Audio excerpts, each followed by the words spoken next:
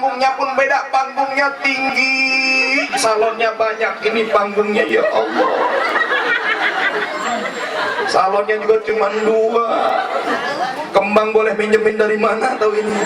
La ilaha illallah. Bu, jemput artis pakai mobil mewah, lurah nyiapin, RW nyiapin, RT nyiapin buat jemput supaya nggak malu-maluin ini kampung. Tapi giliran jemput ustadz cukup pakai mobil bak terbuka. Allahu Akbar. Bahkan saya punya guru di Depok, rumahnya di kampung, mau ceramah ke Jakarta. Itu mau ceramah ke Jakarta, panitia jemputnya nggak tanggung-tanggung, nggak pakai mobil mewah lagi, nggak pakai mobil bak lagi, tapi jemput ustadz pakai mobil ambulan. Jemput ustadz pakai mobil ambulan buat jemput ustadz. Itu guru saya rumahnya di kampung, mobil masuk ke kampung mobil ambulan. Yang namanya mobil ambulan kalau masuk ke kampung orang kaget apa enggak? Kagetnya luar biasa. Itu guru saya ngintip lewat jendela, mulutnya nggak ngomong tapi kan hatinya ngomong. Istighfar, mulut istighfar, hati ngomong panitia tega amat jemput pakai mobil ambulan. Tapi niatnya dakwah karena Allah, bismillah. Udah gitu apa, kiai saya, guru saya naik ke mobil. Pas naik ke mobil supirnya ngomong, Pak Kiai mohon maaf kami jemput pakai mobil ambulan. Emang kenapa? Maklum Kiai, Jakarta macet. Masuk akal bu? Bener, pas keluar gang Jakarta macet. Langsung yang namanya mobil ambulan kan gampang, pencet alarm, bunyi ngiung ngiung ngiung ngiung. Pas bunyi begitu apa yang terjadi? Lampu merah dilewatin. Pas lampu merah dilewatin ada polisi di depan, ditilang nih mobil, prit, berhenti bang. Waduh kata supirnya, ini alamat ditilang, mana nggak bawa duit lagi kata supirnya. Gimana caranya supaya nggak ditilang? Udah gitu ditanya sama polisi, bawa apa bang? Kata supirnya, bawa mayat Pak Polisi. Bawa apa? Bawa mayat. Padahal tadi dalam mobil siapa? Ustadz Kiai seger bugar dibilang mayat. Ini urusan ngaji. Udah gitu kalau ngaji, ya Allah ustadznya ayo angkat tangannya. Itu ngangkat tangan udah naik ke atas, ngaplek lagi ke bawah, naik ke atas, turunin lagi. Coba kalau dangdutan, ayo diangkat. Diangkat tangannya. Dipanggilnya juga kadang-kadang nggak karuan kalau dangdutan mah. Bang pengoknya, bang pancinya, udah emang itu orang semua apa yang hadir. Ya Allah, ini kita mudah-mudahan walaupun seperti ini bukan masalah persoalan panggungnya, bukan persoalan soundnya, bukan persoalan jamaahnya, tapi kita ingin mengundang berkah Allah Subhanahu wa Ta'ala. Amin ya Rabbal alamin. Bapak Ibu jamaah yang dimuliakan oleh Allah Subhanahu wa Ta'ala, ini sekarang kita tanggal berapa Sya'ban? Tanggal berapa Sya'ban? Hah? Masih 5 aja dari kemarin. Tanggal berapa Bu? Tanggal 6 Sya'ban. Kita hari ini hadir di sini ingin memperingati peringatan diisrakan dan dimi'rajkannya Nabi kita Nabi Muhammad sallallahu alaihi wasallam. Isra Mi'raj itu adalah perjalanan Nabi. Isra itu perjalanan, Mi'raj itu naik. Perjalanan Nabi di waktu malam lalu naik ke langit ketujuh, naik ke Sidratul Muntaha. Itu Nabi berjalan di waktu malam. Isra itu artinya berjalan. Berjalannya kapan? Di waktu malam. Mi'raj artinya naik. Jadi kalau di sini ada nih orang sini jalan-jalan di waktu malam, anak muda jalan di waktu malam, kemudian naik pohon jambu, dia ambil pohon jambu tetangganya, namanya maling. Bukan Isra Mi'raj. Isra Mi'raj itu perjalanan Nabi dari Masjidil Haram ke Masjidil Aqsa. Masjidil Haram adanya di mana Bu? Masjidil Haram adanya di mana? Di Mekah. Masjidil Aqsa adanya di Palestina. Mekah sama Palestina jauhnya luar biasa. Tapi Allahu Akbar, ini kalau bukan dengan keimanan kita kepada Allah, mustahil kita percaya dengan peristiwa Isra Mi'raj, karena perjalanan begitu singkat dan cepat. Singkat cepat, sepertiga malam sebelum subuh udah sampai lagi. Dari Masjidil Haram ke Masjidil Aqsa langsung ke langit ketujuh, ke Rob-Rob, bahkan sampai berjumpa dengan Allah Subhanahu wa Ta'ala di Sidratul Muntaha. Itu berjumpa dengan Allah, dipanggil oleh Allah, sengaja Allah panggil Nabi Muhammad untuk menerima perintah. Perintah apa, Bu? Perintah apa, Bu? Perintah sholat. Suka sholat, suka? Suka sholat, suka? Kapan? Subuh sholat subuh, zuhur, asar, maghrib, isya. Berapa rakaat sehari? Berapa rakaat sehari? 17 rakaat. Allahu Akbar. Jadi Isra Mi'raj ini peristiwa yang amat sangat luar biasa, diawali dengan kalimat subhana. Subhanalladzi asra bi 'abdihi lailan minal masjidil haram ilal masjidil aqsa alladzi barakna haulahu linuriyahu min ayatina innahu huwas sami'un basir. Alim aja nih. Sami'ul basir. Jadi ternyata Isra Mi'raj tadi perjalanan di waktu malam. Allahu Akbar, indah peristiwa ini. Makanya kita sampai hari ini terus memperingati. Kita kalau sudah memperingati Isra Mi'raj, Ibu, Bu, halo Bu, Bu, masih hidup ini? Oh masih hidup. Bu, kita memperingati Isra Mi'raj berarti kita dituntut untuk meningkatkan kualitas ibadah sholat kita. Ya Bu ya, ibadah sholat kita harus tingkatkan. Maaf Ibu, kambing sholat apa enggak? Monyet sholat apa enggak? Bu, monyet sholat apa enggak? Sekarang saya nanya, kalau Ibu punya anak, anak Ibu enggak sholat berarti anak Ibu? Hah? Yang bener ini. Sekarang saya tanya, Ibu punya suami? Sekarang enggak punya. Janda semua. La ilaha illallah. Saya di mana-mana ceramah yang depan nenek-nenek lagi, nenek-nenek lagi. Bu, kalau Ibu punya suami, suami Ibu nggak sholat berarti suami Ibu? Jangan kenceng-kenceng apa? Pak, Bapak punya istri, istri Bapak nggak sholat berarti istri Bapak? Emang suka tidur sama monyet? Allahu Akbar. Ini kita meningkatkan kualitas ibadah sholat kita. Sholat itu panggilan Allah, makanya Allah panggil kita dengan 3 panggilan. Nggak banyak, setiap hari Allah panggil kita dengan 3 panggilan. Yang pertama dengan panggilan adzan. Suka dengar azan, Bu? Suka dengar azan? Itu panggilan Allah, bukan yang azan yang manggil kita, tapi Allah. Buat apa? Supaya kita juga memenuhi panggilan Allah Subhanahu wa Ta'ala. Suka datang cepat dipanggil oleh Allah. Suka datang cepat dipanggil oleh Allah. Bu, suka datang cepat nggak dipanggil sama Allah?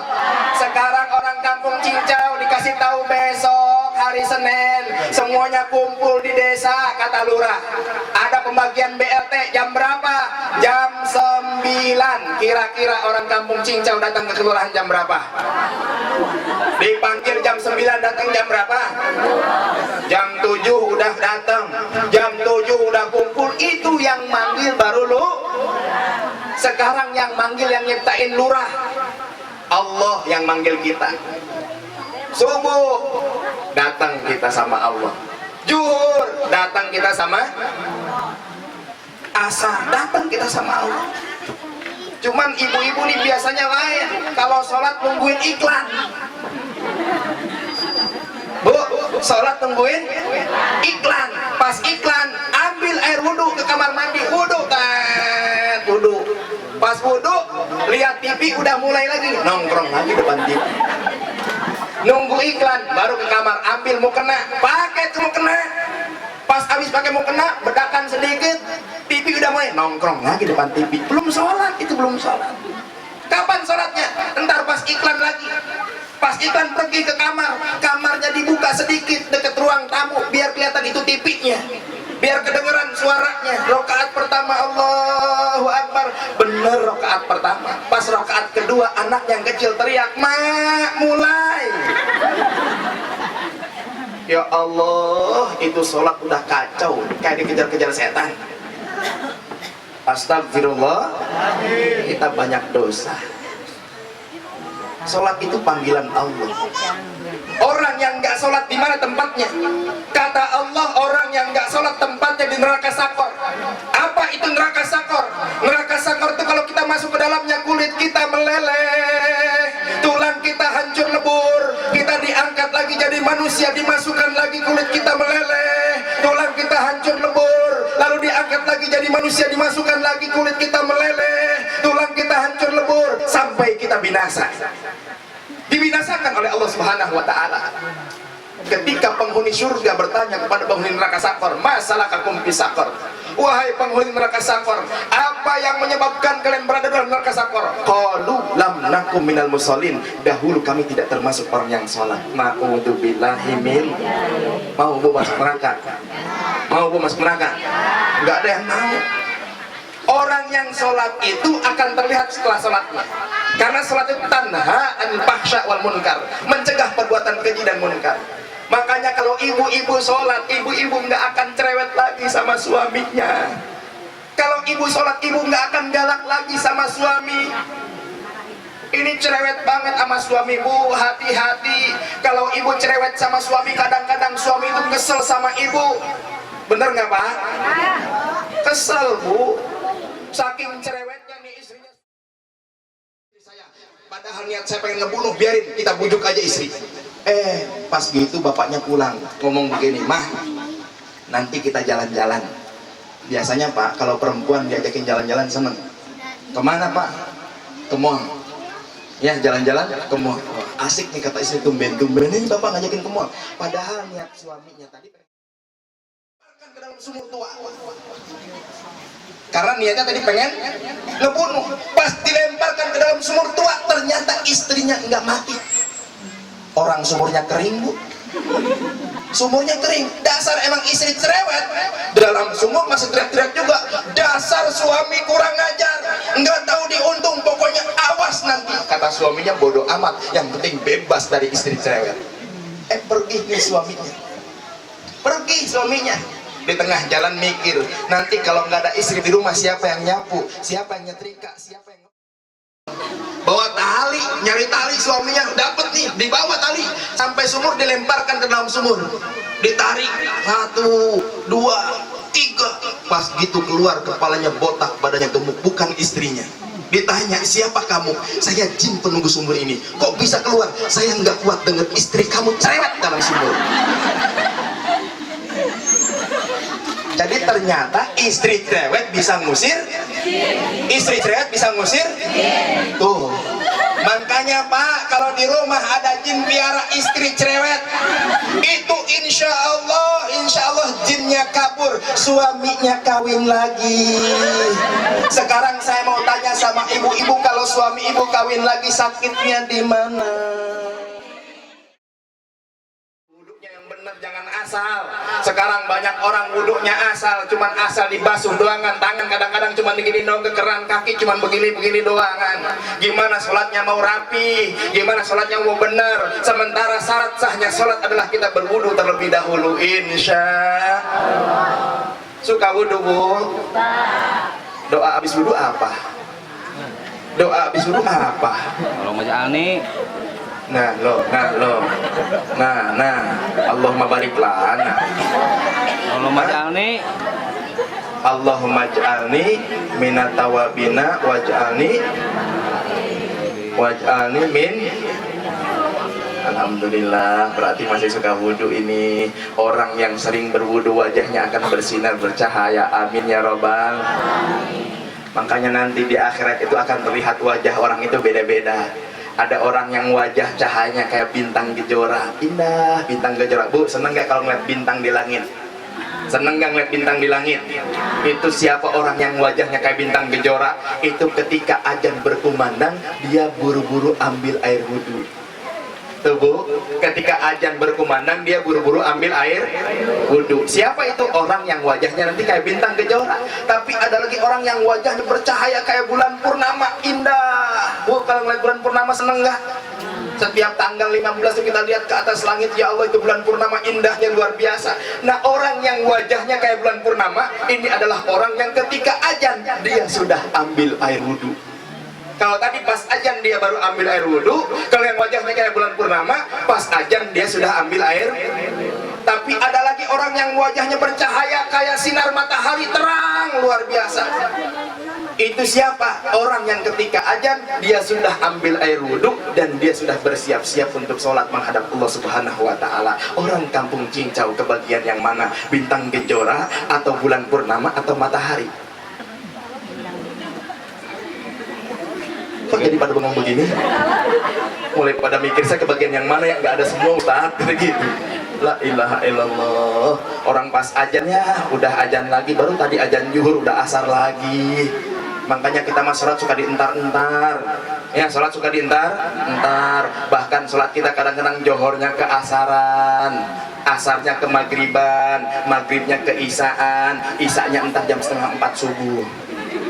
Sholat zuhur setengah 3, sholat asar setengah 6, sholat maghrib setengah 7, sholat isaknya setengah 4, sholat subuhnya jam setengah 8.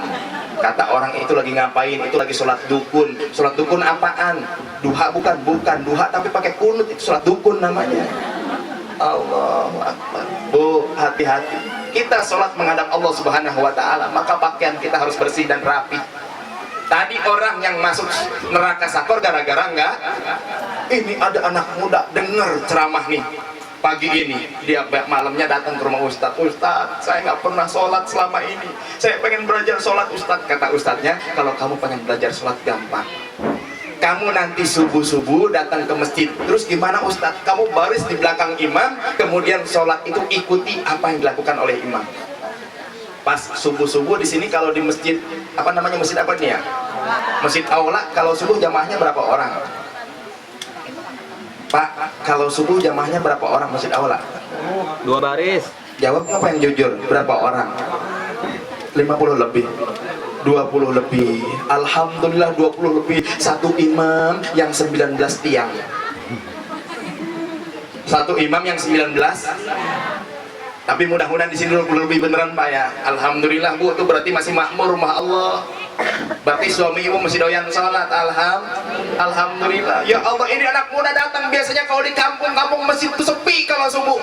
Ini anak muda datang terlambat, imamnya udah mulai. Kebetulan biasa yang imam dia, yang ajan dia, yang qomat dia, yang imam dia, yang makmum dia. Biasa sendirian nih di masjid.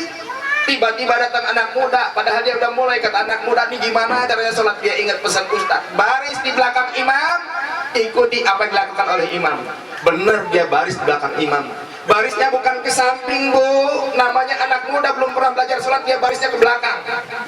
Antri kayak antri BLT, 1, 2, 3 orang anak muda datang, antrinya ke belakang. Dia sholat Allahu Akbar, imamnya ruku, ikut ruku, bener rukunya.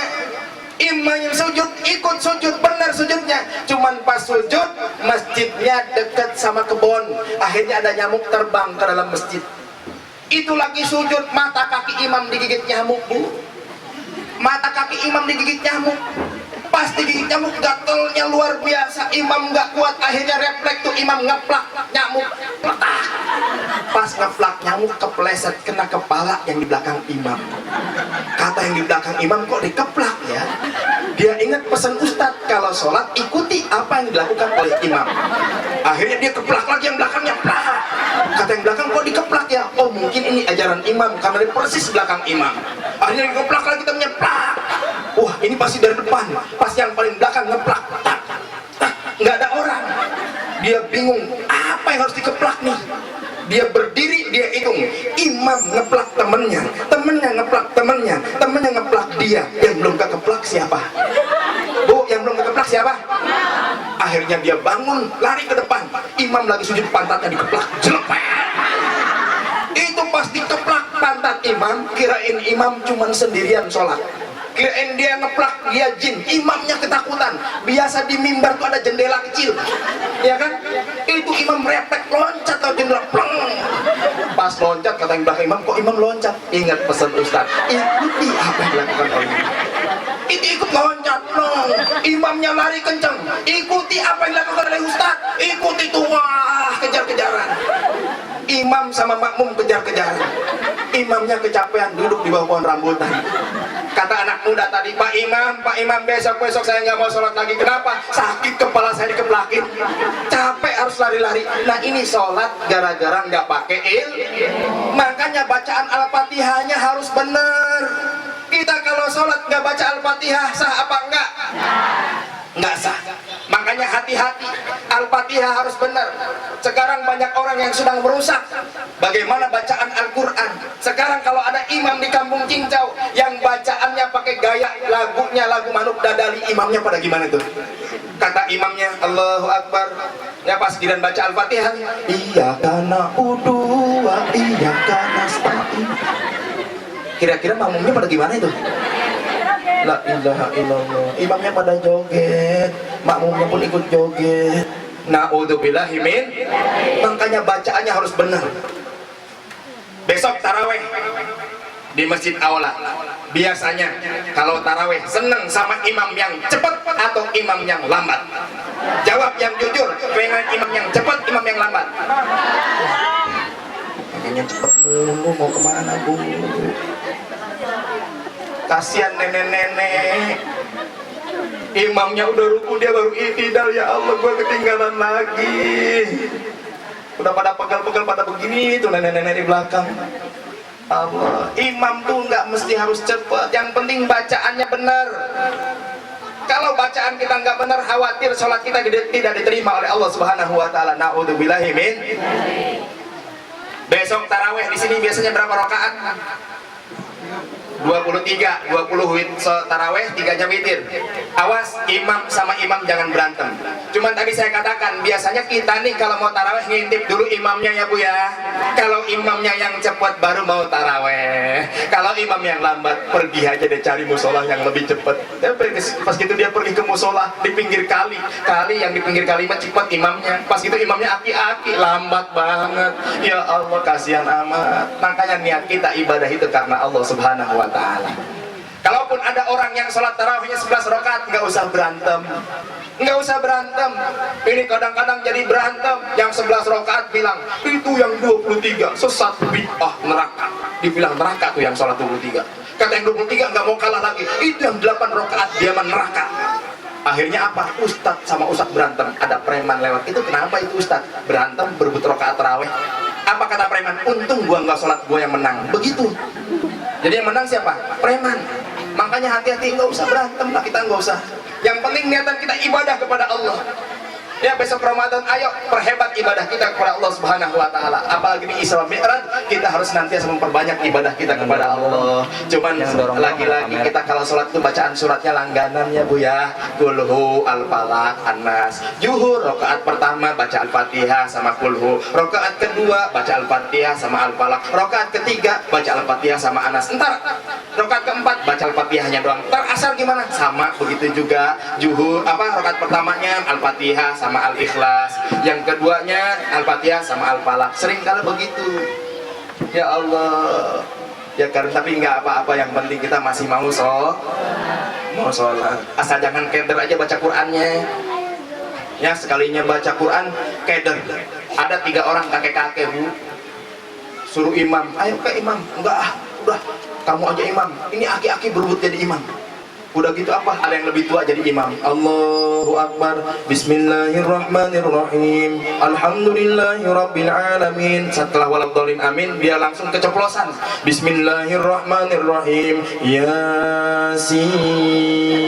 Kata 2 orang kakek-kakek yang di belakang, Yasin nggak salah apa ini?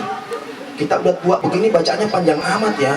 Biarin diterusin nih. Yasin wal Qur'anil Hakim, innaka laminal mursalin ala siratim mustaqim. Salah. Padahal benar tuh. Dia kelupaan lagi. Ala siratil ladzina an'amta 'alaihim ghairil maghdubi 'alaihim waladdallin. Waduh, ini yang belakang ditarik salah imamnya. Gua yang maju nih yang paling belakang kakek-kakek. Pas maju apa? Dia baca surah Al-Fatihah. Bismillahirrahmanirrahim. Inna a'tainakal kautsar fasholli li rabbika wanhar. Inna mentok. Inna, kata yang belakang inna lillahi juga nggak apa-apa. Inna lillahi wa inna ilaihi raji'un. Pas lihat ke belakang yang udah mati semua. La ilaha illallah. Makanya kita sholat tuh harus punya ilmu, dijaga ibadah kita, karena ibadah kita kepada Allah Subhanahu. Bapak Ibu jamaah yang dimuliakan oleh Allah Subhanahu wa taala. Ini kita punya masjid besar, isinya kadang-kadang kosong. Ya Bu ya, masjid besar dibangun, ya Allah pakai uang yang banyak, butuh dana yang besar, ngisinya susah, pada berantem jamaahnya, gara-gara kesel sama imamnya nggak sholat ke masjid, gara-gara kesel sama imamnya. Na'udzubillahi min. Tuh, itu panggilan Allah yang kedua, masih suka kita tunda-tunda, kita entar-entar. Padahal itu adalah panggilan Allah. Lalu panggilan yang kedua, Allah panggil kita dengan haji dan umroh. Bu, mau pergi haji? Mau pergi haji? Mau pergi umroh? Bener nih, mau pergi haji? Jawab yang jujur, mau pergi umroh nggak? Udah daftar? Belum. Pengennya doangan, daftar nggak mau. Bu, ada satu kampung, seorang ibu-ibu setiap harinya jual daun singkong. Dia kumpulin uangnya buat pergi umroh. Setelah setahun dia bisa berangkat umroh. Mau begitu Bu? Mau begitu? Besok orang kampung cincau, ibu-ibunya jual daun singkong. Kenapa Ustadz kok dia bisa setahun jual daun singkong? Apa benar? Iya. Ketika dia kumpulin uangnya setahun, dia jual daun singkong, kumpulin setiap harinya. Ternyata uangnya belum cukup. Akhirnya apa? Dia jual sama kebun-kebunnya. Makanya dia bisa berangkat umroh. Tapi orang berangkat umroh itu nggak ngejamin orang punya duit bisa berangkat. Orang berangkat haji nggak ngejamin punya duit bisa berangkat, nggak ngejamin. Ada orang yang kaya nggak berangkat, bahkan ada orang yang udah daftar nggak jadi berangkat. Ada yang begitu? Karena ini adalah panggilan Allah, waktunya sudah ditentukan oleh Allah Subhanahu wa taala. Saya tahadus bin nikmah. Ketika itu tahun 2012 saya pulang dari pesantren, maghrib gerimis, lalu saya ditelepon sama guru saya Ustadz Arifin Ilham. Andri ke rumah, iya bang, ada apa? Pokoknya ke rumah. Pas sampai rumahnya ditanya, udah pernah umroh atau belum? Nggak mungkin Bu, kalau saya jawab sudah, karena memang saya belum bang. Mau nggak berangkat umroh? Kalau ditawarin begitu nolak jangan Bu. Saya nggak nolak, tapi saya meneteskan air mata. Saya sujud syukur, ya Allah, mudah-mudahan ini jalan untuk berangkat menuju rumahmu. Ternyata memang benar, saya menggantikan Ustadz Arifin untuk berangkat ke sana, berangkat umroh. Akhirnya berangkat juga di tahun 2012, melihat ya Allah kota Madinah yang katanya indah, bercahaya, benar bercahaya dan indah.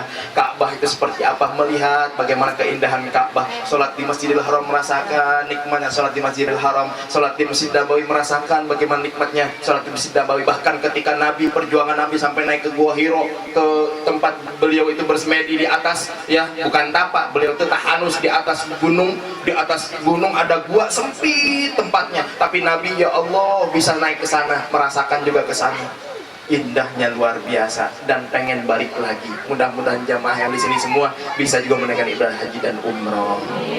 Makanya kalau pengen ke sana banyak-banyak doa, minta sama Allah. Bapak-bapaknya rajin-rajin sholat beribadah, sholat berjamaah di masjid, insya Allah.